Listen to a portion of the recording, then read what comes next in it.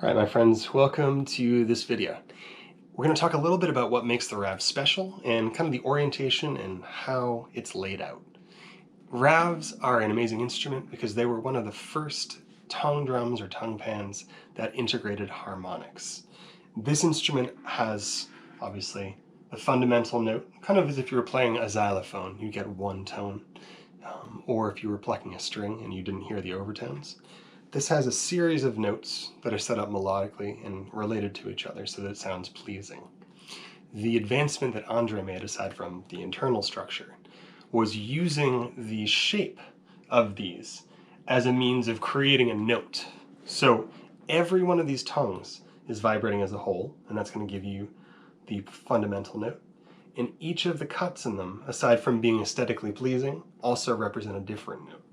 So it's both form and function in how this is laid out. And we can make use of that when we're playing by changing where we strike, how we strike, or what we do to mute a particular area. And we'll cover some of those briefly here. The magic of these, again, is that it's laid out like two chords. One whole side on the right side is one big chord, and on the left side as well. So you're really set up for success. Even if you're just a drummer and you're randomly picking notes, this is still going to allow you to play something that sounds like music and has some sort of connection for people listening to it. This is why scale choice is really important, because choosing the right scale for your playing style is going to mean you connect with it or you don't connect with it. And there's ways of connecting with a scale that's difficult right away, and sometimes people connect with an easy scale right away as well. So it all depends on what you want to do with it. So let's take a look at the orientation before we get started with the strikes.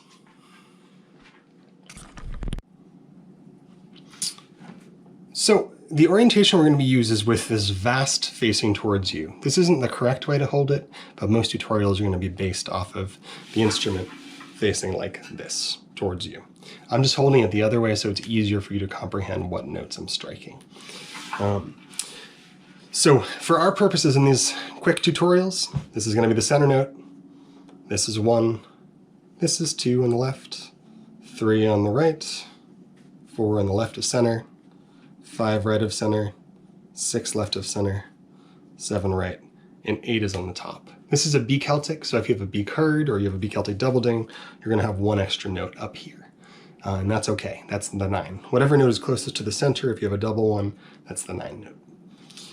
Again, these scales are laid out so that one side is a chord, the other side is a chord. And we can make use of this back and forth between the sides to create music after we get the strikes down. So again, center, 1, 2, 3, 4, 5, 6, 7, 8. And right side is all odd, left side is even. Easy way to remember it. So see you next lesson.